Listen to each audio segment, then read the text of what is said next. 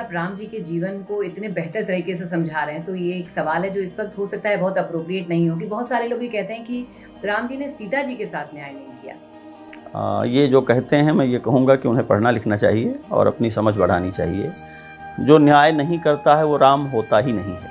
तो मैं पहले एक फार्मूला आपको दे दूँ। एक शब्द चलता है हमारे यहाँ, वस्तुओं को तोलने के लिए अब तो डिजिटल तराजू आ गई, पहले बाँट चलते थे, मान कहते हैं उनको।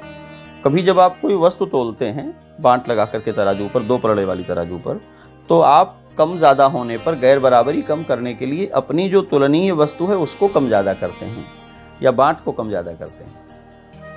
आपने 1 किलो का बाँट लगाया और 1 किलो चीनी चढ़ाई है आपने तोलने के लिए, और वो बराबर नहीं हो रही है, तो उसको बराबर करने के लिए चीनी कम ज़्यादा करेंगे या बाँट को कम ज़्यादा कर देंगे?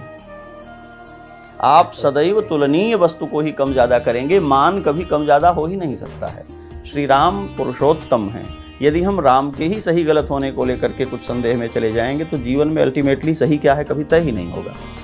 तो हमें श्री राम को सही गलत करने के तो विकल्प ही नहीं है, हमें समझने के लिए केवल अपनी चीज़ें चुननी है। तो पहली बात तो ये कि भगवान के 1000 नामों में एक नाम है न्याय। श्री राम न्याय करते नहीं हैं, श्री राम मूर्तिमान न्याय हैं। अर्थ ये है कि उनमें अन्याय कभी संभव ही नहीं है, तो उन्होंने अन्याय किया ये ठीक बात नहीं है। अब इसको हम जानकी जी के संदर्भ में ले आते हैं, जिनके पूर्वजों ने अनेक विवाह किए हैं, ये परंपरा थी, और स्वयं जिनके अपने पिता ने 3 विवाह किए, वो श्री राम सारा जीवन अवसाद और शोक में चले जाने पर भी जानकी के बिना दूसरा विवाह नहीं करते हैं। क्या ये नारी सम्मान नहीं है?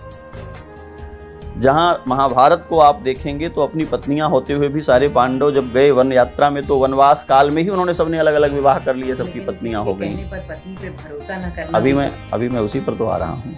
श्री राम ने पत्नी पर भरोसा नहीं किया, ये बात कैसे पता चली? ये तो लोक मन से आई हुई रूढ़ ही है ना। आप वाल्मीकि रामायण उठा करके देखें, श्री राम कहते हैं कि कभी उसके चरित्र में शंका हो ही नहीं सकती है। लोकप प्रवाद का निवारण करने के लिए, अब कहेंगे लोकप प्रवाद को स्वीकार क्यों किया? आज राजनीतिक जीवन की सबसे बड़ी चुनौती क्या है? समाज से उनके ऊपर एक आरोप आता है और वो कहते हैं हम इस आरोप का खंडन करेंगे, कोर्ट जाएंगे, कोर्ट ने हमको अभी तक दोषी साबित नहीं किया है, लोगों के आरोप को हम सही नहीं मानते, और तब हम उससे चाहते हैं जनप्रतिनिधि से कि भाई आप क्यों ये कर रहे हैं? अगर आरोप है तो आरोप का सम्मान करिए, आप इस्तीफा दीजिए, आप पीछे हटिए, निर्णय होगा तब देखा जाएगा। और श्री राम ने एक स्टेप आगे बढ़ करके यही किया है कि अगर आरोप आ गया है तो हम किसी न्यायालय में नहीं जाएंगे, क्योंकि हम तो स्वयं न्यायालय हैं। यदि हमने समय ले लिया, यदि हमने सीता को महल में बनाए रखा, यदि हमने उस आरोप को दबा दिया, तो इतिहास दर्ज करेगा कि ये तो शक्ति के द्वारा किया गया, ये तो सत्ता है, इसने आरोप सुने नहीं। और श्री राम ने आरोप सुन करके अपना बलिदान दे दिया, तो आज हम प्रश्न कर रहे हैं कि पत्नी को स्वयं से दूर कर दिया। पति और पत्नी एक दूसरे के लिए जज नहीं होते, पति और पत्नी एक दूसरे का पक्ष विपक्ष नहीं हो सकते, उनका जीवन युगपत और साझा है। श्री राम ने जानकी को अलग करते हुए जानकी को नहीं, अपने को निर्वासित किया है।